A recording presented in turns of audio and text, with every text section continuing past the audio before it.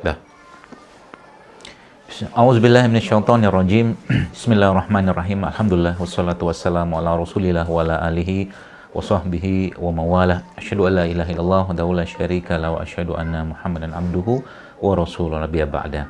Allahumma shalli ala Muhammad wa ala ali Muhammad kama shallaita ala Ibrahim wa ala ali Ibrahim wa barik ala Muhammad wa ala ali Muhammad kama barakta ala Ibrahim wa ala ali Ibrahim innaka Hamidum Majid.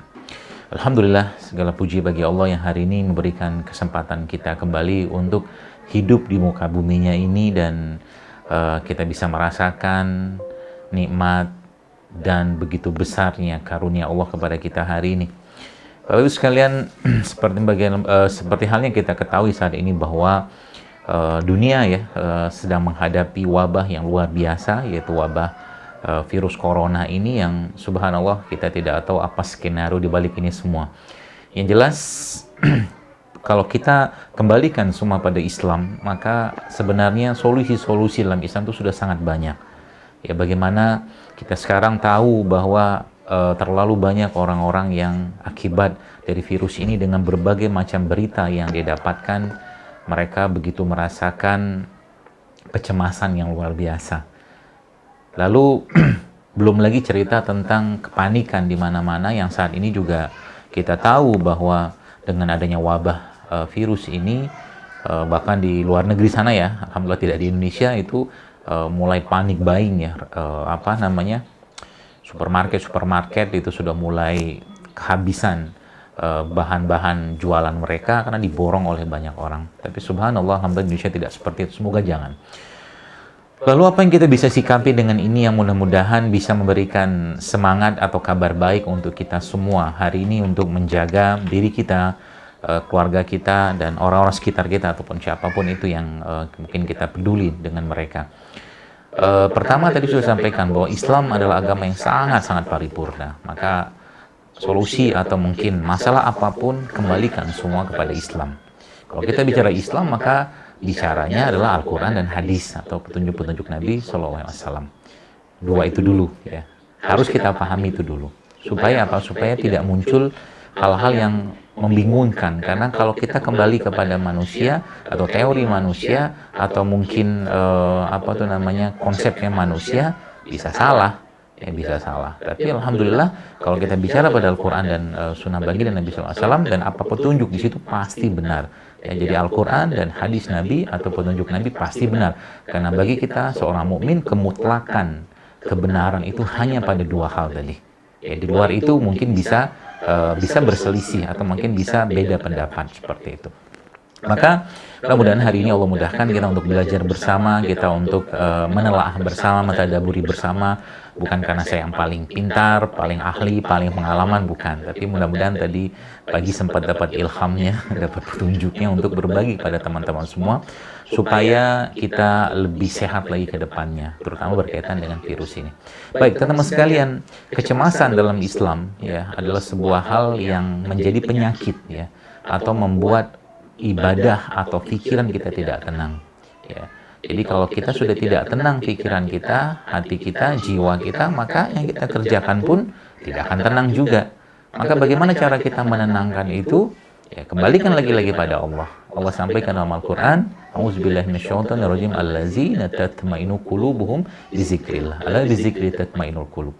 Jadi ingatlah kata Allah bahwa hanya dengan mengingat Allah hati itu menjadi tenang. Jadi apapun yang kita rasakan, ketenangan itu tidak akan bisa kita dapatkan kalau Allah tidak menganugerahi kita ketenangan. Jika Allah tidak menganugerahi kita ketenangan, maka susah kita dapat ketenangan. Kenapa? Karena ketenangan itu anugerah dari Allah Subhanahu wa Ta'ala. Itu sebabnya para salafus soleh atau orang-orang soleh zaman dulu mereka mengembalikan ketenangan tadi kepada Al-Quran. Mereka mengembalikan ketenangan tadi kepada bagaimana contoh-contoh dari baginda Nabi SAW. Dan itu juga mudah-mudahan yang akan kita kerjakan sekarang. Jadi kalau kita bicara tentang ketenangan tadi, maka jawaban ketenangan tadi ada pada Allah. Maka apa yang harus kita kerjakan secara konkretnya? Nah, tadi kita lihat mengingat Allah itu caranya gimana? Ya, mengingat Allah salah satu cara dengan membaca Al-Quran. Mengingat Allah salah satu caranya adalah dengan membaca Al-Quran. Yang pertama itu, atau kita mengingat Allah dengan cara berzikir, atau mengingat Allah dengan cara kita berdoa kepada Allah. Itu salah tiganya, dan sebenarnya banyak yang lain. Maka saya kemarin sempat lihat sebuah flyer gitu kan, ditulis itu the World Meditation Day atau Hari Meditasi Dunia. Jadi saya ketawa aja situ. Kenapa saya ketawa? Karena Islam tuh agama tanda kutip meditasi semua. Zikir kita, sholat tuh isinya apa? Pujian, zikir ya. Kalau mungkin bahasa mereka kan meditasi, kalau kita kan menzikir ya. Maka kalau kita kembalikan semua kepada hal-hal tadi, Bapak Ibu sekalian, tuh Masya Allah akan sangat luar biasa ya. Yang akan kita dapatkan sehingga nanti kita bisa merasakan ketenangan tadi. Nah, tadi Al-Quran. Jadi Al-Quran, apakah ada ayat Al-Quran yang memberikan ketenangan? Semua ayat-ayat dalam Al-Quran tentunya memberikan ketenangan, dan juga bukan hanya ketenangan, tapi ayat-ayat Al-Quran itu adalah syifa atau penyembuh. Maka kita kita membaca Al-Quran tadi minta pada Allah diberikan ketenangan. Tapi subhanallah, ternyata dalam salah satu kajian bersama Ustadz Budi Asari kemarin juga yang saya dapatkan, itu ternyata ulama-ulama zaman lalu ya, salah satu adalah Ibnu Taimiyah, yaitu Syekhul Islam, itu ternyata menuliskan atau menyampaikan ada 6 ayat yang di situ disebutkan kata-kata sakinah atau ketenangan. Saya buka dulu ya biar nggak keliru. Jadi ayat-ayat tadi Bapak Ibu sekalian ada di beberapa tempat ya, di beberapa tempat. Yang pertama ada di surat Al-Baqarah ayat 248. Ya, yang kedua ada di surat At-Taubah surat ke-9 ayat ke-26, kemudian surat At-Taubah lagi ayat ke-40, dan surat Al-Fat ayat ke-4, surat Al-Fat lagi ayat ke-18, dan surat Al-Fat ayat ke-26. Itu ayat-ayat yang di situ jelas-jelas sebutkan Allah ketenangan, atau ada kata ketenangan di situ. Lagi-lagi ketenangan itu bukan dari kita. Seberapapun kita berusaha, mau pakai masker kek, mau pakai apron kek, mau pakai hand sanitizer kek, tapi kalau tidak memberikan ketenangan, maka kita tidak akan tenang. Itu sebabnya, lagi-lagi saya sampaikan, kita meminta kepada Allah, langsung minta sama Allah. Nggak usah minta sama makhluk, nggak usah minta dengan siapapun, agar kita diberikan ketenangan oleh Allah Subhanahu wa Ta'ala. Seperti itu. Baik, jadi sebentar, saya pause dulu ya. Pause sebentar.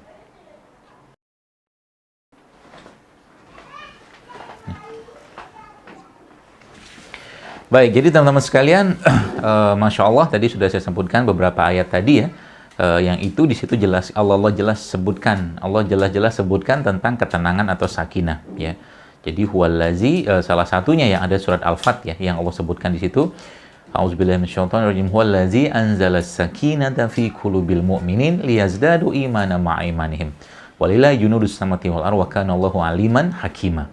Jadi di situ Allah sebutkan bahwa salah satu ya dialah Allah yang memberikan ketenangan. Jadi lagi sampaikan di saat seperti ini kita lagi cemas luar biasa kayak begini, maka bertasbihlah, bertahmidlah, bertahlillah, ya bacalah ayat-ayat Allah Al-Qur'an ya, kemudian berzikirlah ya, berdoalah, minta semua sama Allah ya, karena yang memberikan ketenangan itu hanya Allah. Urusan kematian kita tidak pernah tahu, karena mau ada virus, mau ada wabah, mau ada banjir, mau ada gunung meletus, kalau Allah tidak berkehendak atau belum berkehendak kita mati, maka kita tidak akan mati. Ya, supaya apa? Supaya kita tenang. Jadi nanti kalau begini semua terus-terusan, apa yang terjadi? Ibadah nggak tenang, ya, zikir nggak tenang, semua nggak tenang. Jadi kembalikan semua sama Allah. Kalau mati dalam kondisi seperti sekarang, dalam keadaan wabah seperti ini, maka insya Allah mudah-mudahan kita mati syahid, insya Allah. Meskipun tidak samalah mati syahid atau tingkatannya itu dengan mati syahid yang orang berperang di jalan Allah, ada tingkatannya seperti itu ya. Jadi 6 ayat tadi teman-teman mudah-mudahan ingat ya. Al-Baqarah ayat 248, kemudian At-Taubah ya, kemudian ada Al-Fat tadi ya, ada ya Al-Baqarah, Al-Fat sama At-Taubah ya, tadi saya sampaikan.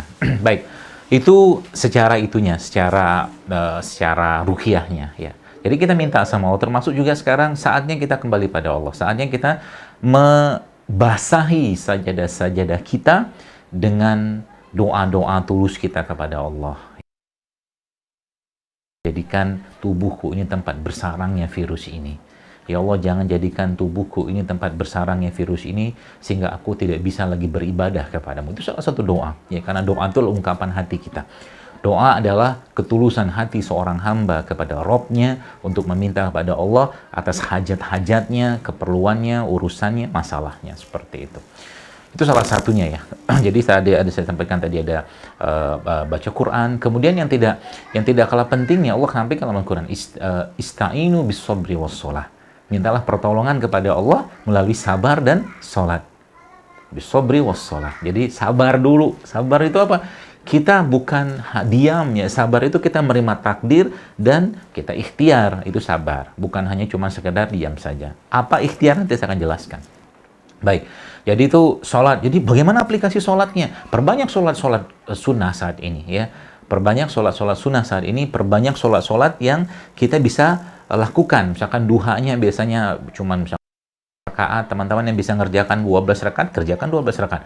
Sholat rawatibnya, sekaranglah saatnya kita mengerjakan sholat-sholat rawatib. Karena memang sholat sunnah itu yang paling baik dikerjakan adalah di rumah kita masing-masing. Karena sekarang masjidnya tutup, kerjakan sholat rawatib di rumah. Jadi di rumah jangan cuma kerjakan sholat wajib saja, sholat sunnahnya justru dikerjakan. Bangun malam, ya. Salah satu caranya kita untuk meningkatkan imunitas kita, imunitas iman ya, dan juga imunitas fisik atau raga kita. Itu salah satunya. Jadi itu sudah ada berapa tuh? Ada sholat, ya, ada sabar, ya, kemudian ada doa, ada kita berzikir, ada kita membaca Al-Quran, atau juga yang tidak kalah pentingnya, ya, berbuatlah kebaikan. Saat ini adalah saat terbaiknya kita untuk melakukan kebaikan. Kenapa harus melakukan kebaikan?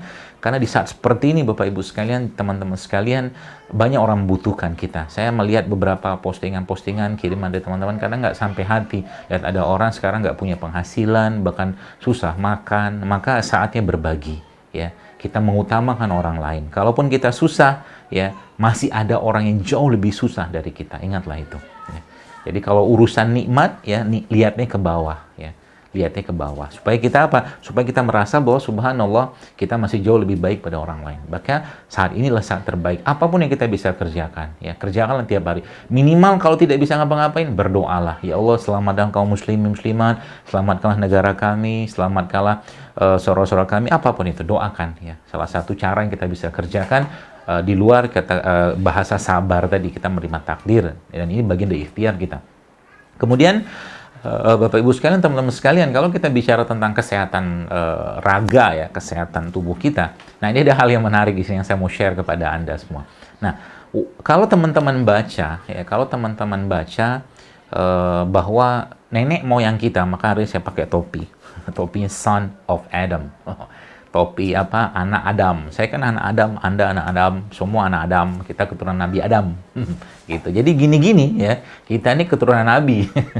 Ya, anaknya Nabi Adam kan.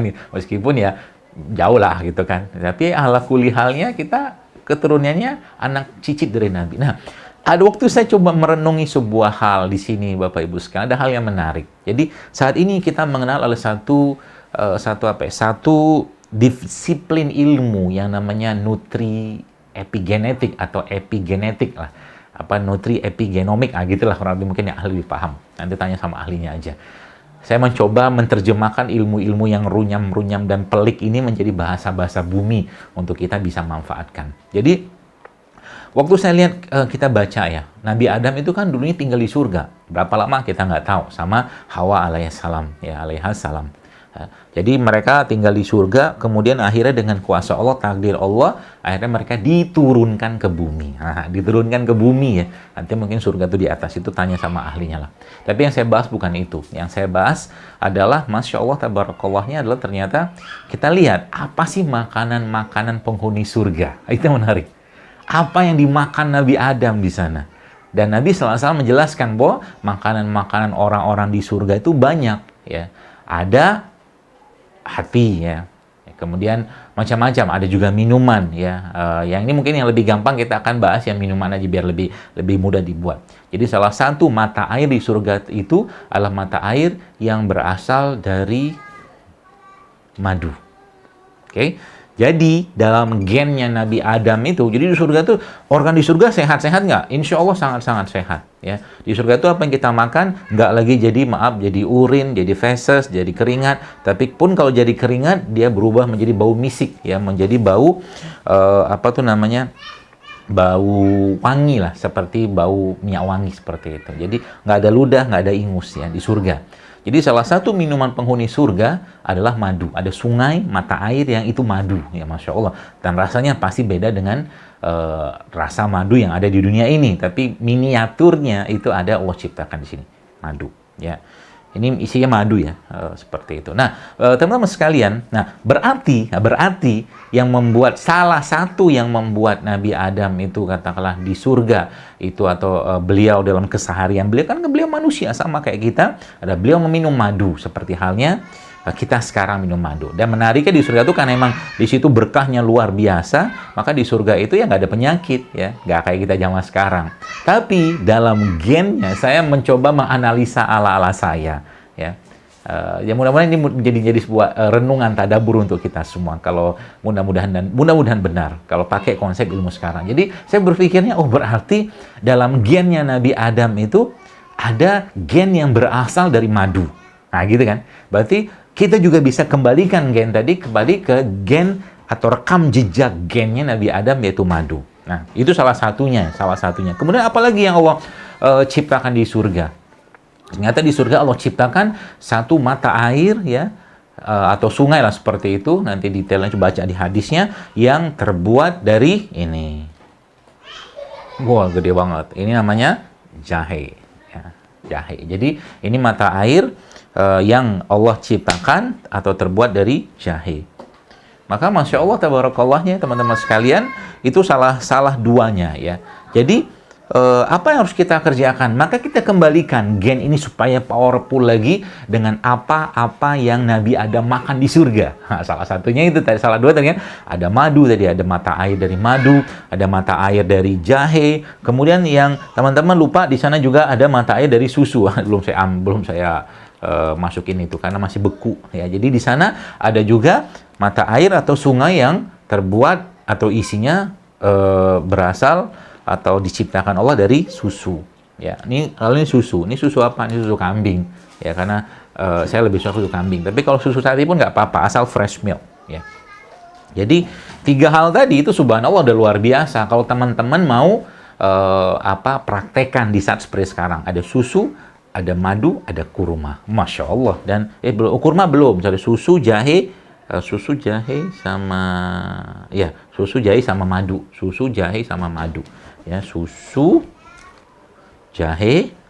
sama madu.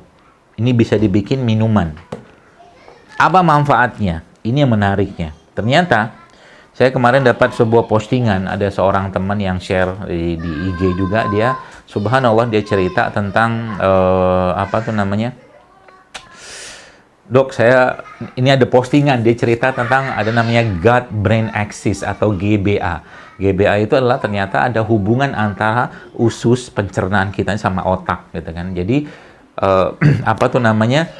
kesimpulannya bahwa semakin sehat otak pikiran seseorang itu jika semakin sehat apa yang dimakannya lah setiap hari, seperti itu. Yang kalau dokter Hiromisinya nyebutnya living food. Ya, kalau bahasa saya itu makanan-makanan hidup, bahasa kita kan seperti itu.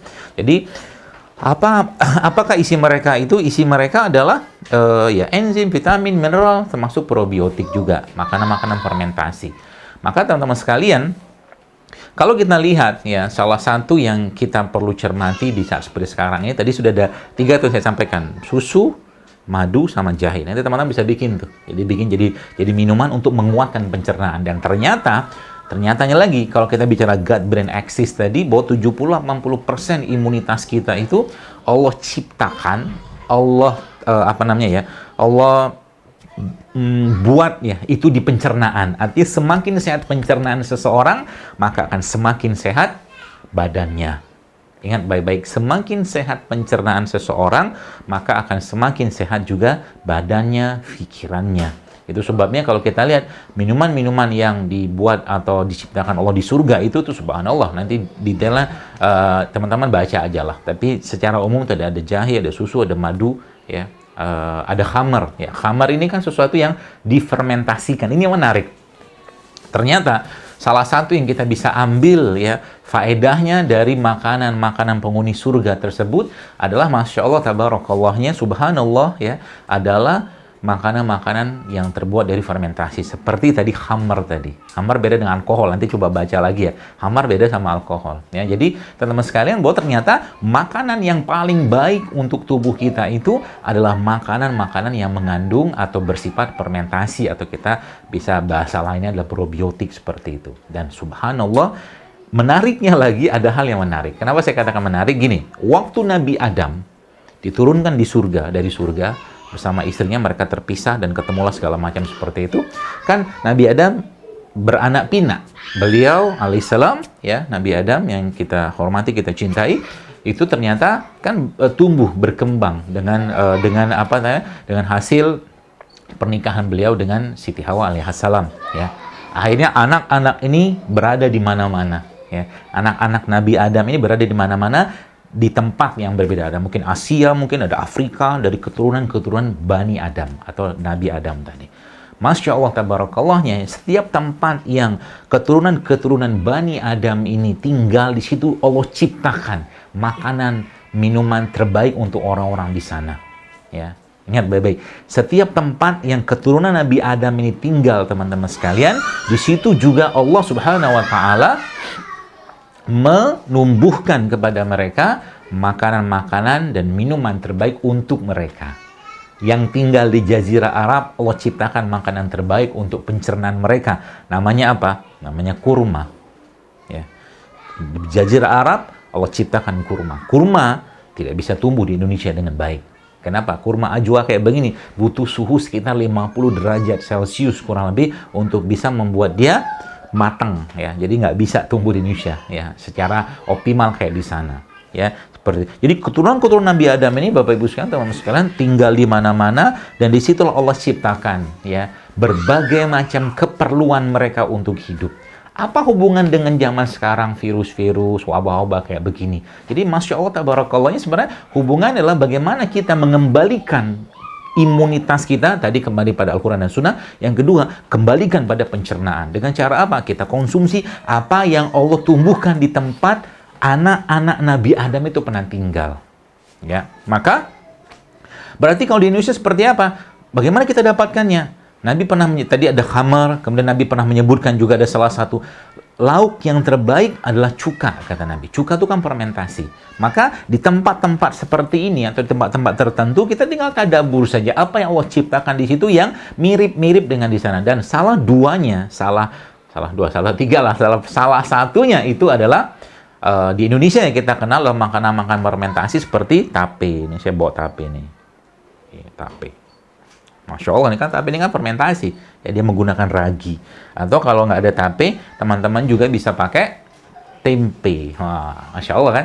Jadi di Indonesia ini kita terkenal dengan tempenya. Maka tempe menjadi salah satu makanan yang terbaik untuk pencernaan kita. Ya, caranya gimana? Ya, seperti saya jelaskan di kajian-kajian saya kan, ada tempe, kita makan tempe pakai kurma karena tempenya probiotik, makanan fermentasi dikasih kurma sebagai probiotik, jadi simbiotiknya dia, ya. Mungkin teman-teman ahli gizi atau ahli yang begini-beginian kasih lebih paham lah bagaimana menjelaskan, tapi saya mencoba menerangkan secara bahasa-bahasa awam saja. Kemudian Anda bayangkan ya, dengan kita mengkonsumsi tadi ada tape, ada tempe, ya, dan yang luar biasa lagi. Kalau tadi ya mungkin di Saudi Arabia atau Timur Tengah ya, Jazirah Arab itu terkenal dengan kurmanya, maka subhanallah Indonesia terkenal dengan rimpangnya, rimpang ya. Rimpang itu ada jahe tadi kan, ada kunyit ya. Maka rekam jejak gennya anak-anak bangsa ini saya sangat yakin adalah juga bermula dari apa yang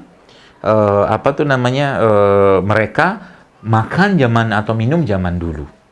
Maka ya, waktu zaman Belanda menjajah kita kan mereka salah satunya mengambil rempah-rempah atau rimpang-rimpang kayak begini juga mereka ambil gitu kan. Karena di sana nggak tumbuh gitu, seperti itu.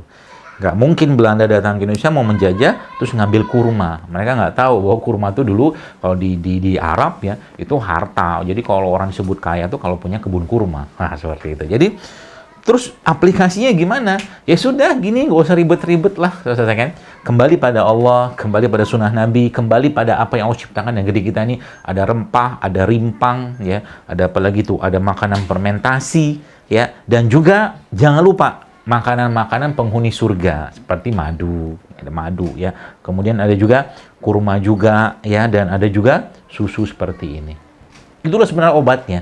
Jadi semakin kuat pencernaan kita, semakin kuat insya Allah imunitas kita atau kekebalan tubuh kita. Ya, pahami baik-baik itu. Jadi sebenarnya zaman sekarang ini ya nggak usah apa ya, kalau bahasa saya tuh nggak usah ribet-ribet lah, udah kembali ke nenek moyang kita aja. Nenek moyang kita Nabi Adam sama nenek moyang kita yang hidup di negeri ini.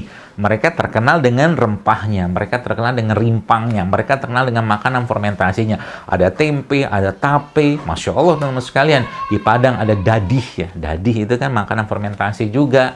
Ya, di mana banyak tempat, mungkin di daerah Jakarta gini, ada asinan-asinan yang difermentasi juga, banyak lah. Itu makanannya. Jadi, semakin banyak makanan tadi, probiotik atau makanan fermentasi yang kita makan tadi, maka semakin sehat tubuh kita. Simple kan, sebenarnya simple, nggak usah ribet-ribet. Jadi kalau teman-teman sudah paham ini semua, maka insya Allah nggak usah pusing-pusing juga lah. Kita bertawakal, kita sabar, kita ikhtiar ya. Tapi juga tidak diam juga sambil kita doakan teman-teman yang lain. Kalau Anda punya kemampuan memberi, menolong orang lain, tolong orang lain sekarang. Contoh misalkan Anda bisa bikin nih, misalkan jahe ya, kunyit ya. Kunyit jahe kayak begini, atau Anda memberikan mereka minuman-minuman yang lain juga bisa serai mungkin ya, bisa cengkeh, banyaklah kita bisa buat untuk tolong orang. Dan setiap Anda memberikan tadi, jangan lupa bacakan doa untuk mereka. Di air tersebut atau di ramuan tadi Anda bacakan Al-Fatihah mungkin, ayat kursi mungkin, minta sama Allah agar dengan minuman tadi Allah jauhkan mereka dari penyakit dan dijauhkan dari berbagai macam wabah-wabah atau virus-virus atau bakteri atau apapun lah itu sebabnya ya. Maka kalau kita sudah seperti ini ya, kita sudah mengembalikan ini kepada rekam jejak gennya Nabi Adam, kata gitu kan bahasa saya gitu ya, atau rekam jejak gennya nenek moyang kita di negeri ini. Nah, inilah obatnya. Jadi ini mereka inilah boleh saya katakan nih obatnya ya. Ada jahenya ya, banyak lagi, ada kencur, temulawak segala macam ya. Ada tape ya, ada kurma ya, yang tadi surga-surgaan tadi, ada madu ya. Kemudian ada juga susu ya. Nah, olahlah ini menjadi makanan harian Anda semua dan keluarga setiap hari di rumah. Kemarin saya sempat bikin itu kan jahe sama kurma. Ketika di blender itu Masya Allah sehat, bukan hanya sehat tapi lezat ya. Jahe ketemu kurma dikasih air di blender itu enak sekali teman-teman sekalian. Atau mungkin yang kemarin saya jelaskan juga ada oh iya, tape sama kurma. Tape sebagai probiotik ya, kurma sebagai prebiotik ya. Itu salah satu caranya kita menjaga kesehatan. Ingat, 80% imunitas kita ada di pencernaan. Tapi 100% imunitas kita letaknya ada di iman. Maka iman is your immunity. Immunity is your iman. Dan Islam adalah agama yang damai. Agama yang damai maksudnya gimana? Kita tahu Islam itu kan dari kata salama, damai, gitu kan. Maka kalau orang kembali pada Islam, maka insya Allah kita akan damai, tentram di sana. Karena yang kita butuhkan dan kita perlukan sebagai seorang makhluk dan hamba Allah untuk hidup di muka bumi ini, semua petunjuknya, masya Allahnya, subhanallahnya ada pada Islam. Ya, maka kembalilah pada Islam. Ya, disitulah kesempurnaan hidup seorang manusia. Yang Allah sudah jelaskan kepada Nabi SAW dalam sebuah ayat ketika di Haji Wada. Allah berpesan kepada Nabi atau berfirman kepada Nabi, A'udzubillahi minasyaitonirrajim, Al-yawma akmaltu lakum dinakum wa atmamtu 'alaikum ni'mati wa raditu lakum Islam dina. Telah kucukupkan agama ini. Maka kembali pada Islam. Jadikan rumah-rumah Anda sekarang menjadi rumah yang penuh dengan tangisan air mata untuk Allah. Jadikan rumah-rumah Anda menjadi rumah yang penuh dengan zikrullah, dengan zikir kepada Allah. Jadikan rumah-rumah Anda sekarang menjadi rumah yang subhanallah mungkin sebelumnya jarang terdengar Al-Quran, sekarang menjadi rumah-rumah Al-Quran.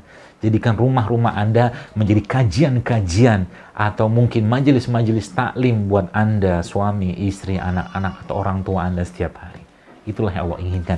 Sehingga dari rumah-rumah tadi keluarlah cahaya-cahaya. Yang dari cahaya-cahaya tadi itulah akhirnya Allah dengan izinnya, dengan kuasanya, dengan kehendaknya, dengan kemahamurahannya, insya Allah akan menghilangkan wabah ini dengan izin Allah. Semakin banyak orang yang bertakwa di bumi ini, khususnya di Indonesia, maka akan semakin banyak rezeki, maka akan semakin banyak kasih sayang Allah akan berikan kepada kita semua. Dan hidup sehat juga sering saya sampaikan, juga bagian dari ketakwaan kita pada Allah. Maka hiduplah sehat bukan karena gaya hidup, tapi hiduplah sehat karena bagian dari ketaatan, rasa syukur kita atas nikmat yang berlimpah dari Allah Subhanahu wa taala. Teman-teman sekalian, mungkin ini bisa disampaikan dan mudah-mudahan pesan saya ini bisa ditangkap ya. Nggak usah cemas, nggak usah khawatir. Kembalikan semua sama Allah. Berdoa dengan bahasa hati Anda. Berdoa dengan bahasa cinta Anda. Berdoa dengan segenap ketulusan dan keikhlasan Anda. Dan apapun yang dikerjakan di saat seperti sekarang, banyak-banyaklah berbuat baik. Banyaklah berbuat baik. Dan minta kepada Allah agar kebaikan tadi diikhlaskan. Hanya betul-betul mengharap wajah Allah Subhanahu wa ta'ala. Ya, semoga dengan wabah ini kita semakin dekat, semakin kenal dengan agama, semakin dekat dengan sunnah baginda Nabi SAW, sehingga kita makin... Dah. Baik, bismillahirrahmanirrahim. Teman-teman sekalian, ada beberapa pertanyaan yang mungkin saya akan coba jawab. Yang pertama, mungkin Assalamualaikum, Waalaikumsalam. Mau tanya, kapan balita boleh minum madu? Karena infonya setelah 1 tahun baru boleh minum madu. Bagaimana menurut Islam? Sudah pernah saya share waktu itu di Instagram, jadi teman-teman bisa lihat hashtagnya Fakta Madu JSR. Ada 2 tulisan, Fakta Madu JSR 1 sama Fakta Madu JSR 2. Jadi teman-teman bisa baca di situ. Kemudian, selama wabah, Assalamualaikum warahmatullahi wabarakatuh. Selama wabah virus ini, asupan apa, mana dia? Asupan apa yang terbaik? Saya kira mungkin udah jelas tadi ya. Makanan-makanan probiotik, madu, kurma, susu, ya, rimpang-rimpangan, ya, teman-teman bisa asup itu, atau juga mungkin ya makanan-makanan orang tua kita zaman dulu ya, kayak ubi-ubian, ubi rebus, ya, singkong rebus, gitu-gitulah. Jangan lagi masukkan makanan yang menghambat efektivitas metabolisme tubuh kita, ya. Terutama makanan-makanan yang tinggi karbohidrat atau makanan yang tinggi lemak jenuh, ya, lemak trans, ya, seperti itu. Saya baca pertanyaan yang sesuai dengan tema aja ya, teman-teman. Ya, ada suara anak-anak pada ketawa, ya karena lagi di rumah ya. Mau tanya dok, makanan meningkatkan imunitas apa? Makanan, ya tadi, ya madu, tempe, kurma, itu meningkatkan semua insya Allah. Zaitun juga sama. Habatus sauda juga sama. Fermentasi yang ada pada yogurt, apakah sama fermentasi yang ada di tempe ataupun tape?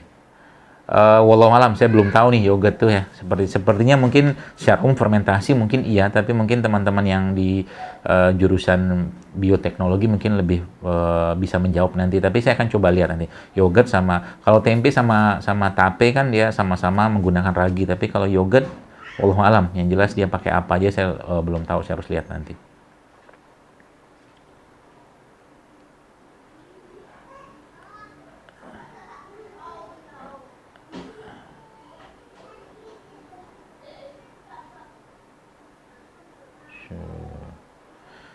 Ya, saya bacanya pertanyaan yang sesuai dengan tema aja ya, karena nanti kalau terlalu meluas malah repot.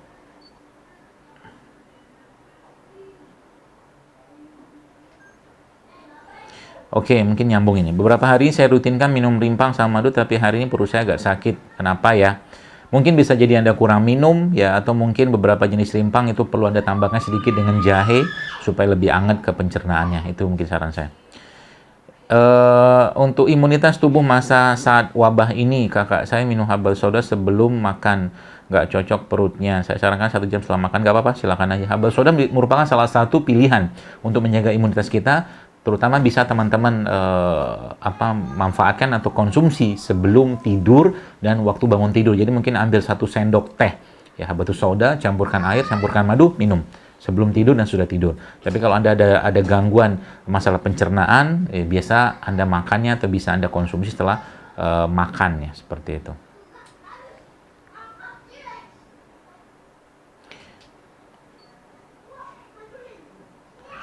Saya ingin mengkonsumsi madu, tapi di daerah saya madu yang asli itu sulit dapat. Gimana cara mengenali madu yang asli? Silakan nih para penjual madu turun tangan.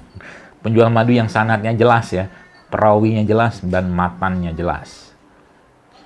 Untuk jamaah haji biar fit di tanah suci, makanan perlu kita konsumsi di sana apa, Dok? Wah, banyakin makan kurma mah kalau saya di sana ya. Makan kurma, banyakin makan apa tuh namanya? Minum air zam-zam di sana. Itu obat semua itu. Yang dimaksud cuka itu cuka untuk masak atau cuka apa? Bukan, cuka masak itu udah sintetik ya. Yang botolan itu udah sintetik. Yang saya maksud ini cuka yang dibuat dari fermentasi ya. Kayak ada cuka apel atau mungkin cuka apalagi itu ya, banyaknya cuka madu ya, itu cuka ini maksud.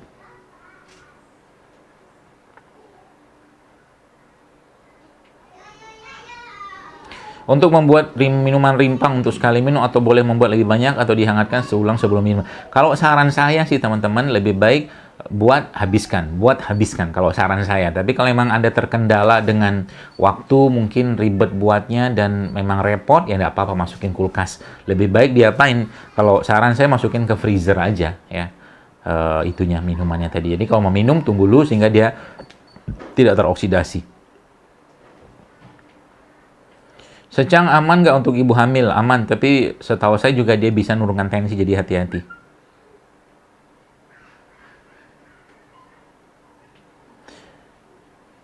Dok, mau tanya, kurma itu banyak sekali macamnya. Ada yang murah, ada yang mahal. Beli yang mahal aja. Ada kurma Mesir harga per kilo sekian-sekian. Kira-kira apakah itu bagus? Ya, bagus aja lah. Beri kurma dengan orang yang jelas lah. Ya, seperti itulah. Jadi memang zaman sekarang yang mahal tuh kepercayaan. Jadi teman-teman, kalau Anda punya penjual kurma, penjual herbal, ya, dan orang itu cukup baik, cukup hanif, lihat amalnya dia, lihat aktivitas ibadah dia. Biasa kalau orang yang menjaga amalnya, ibadahnya, insya Allah dia tidak akan tipu-tipu, mudah-mudahan kayak begitu.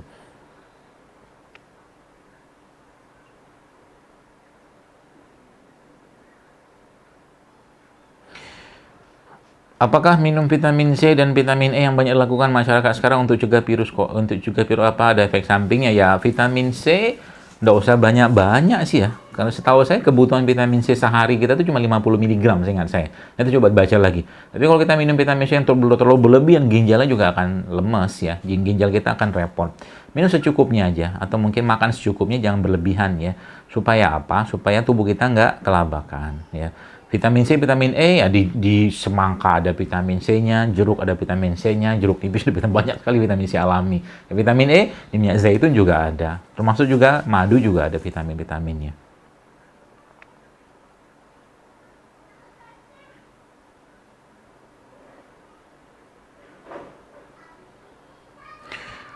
Apakah mencampur kurma dengan habatus sauda itu bisa? Ya bisa aja lah kalau dibuka kurmanya, nanti di blender, campur air, bisa insya Allah. Ya, ini banyak pertanyaan di luar tema ya. Nih, apakah lebih bagus minuman rimpangnya direbus atau diinfus? Ya, mana yang mudah untuk Anda lah ya. Mana yang mudah buat teman-teman, kerjakan aja.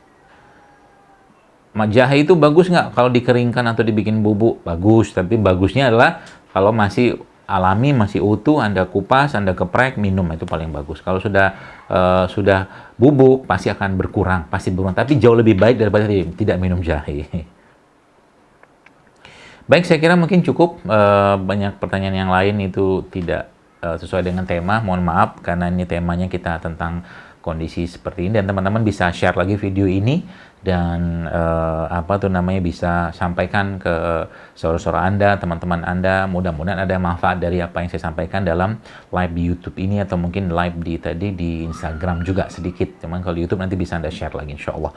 Dan jangan lupa banyak video-video kami juga di sini yang bisa teman-teman dapatkan di live ini atau di channel Dr. Zaidul Akbar Official ini, yang ada logonya warna hijau ya. Warna hijau itu nanti teman-teman bisa dapatkan, dan banyak sekali beberapa video-video lain yang mudah-mudahan juga bermanfaat. Silahkan share for free, semuanya gratis ya, mudah-mudahan bermanfaat. Demikian mungkin tanya jawabnya. Kita akhiri sekali lagi dengan subhanakallah bihamdika asyhadu an la ilaha illa anta astaghfiruka wa atubu ilaik. Assalamualaikum warahmatullahi wabarakatuh.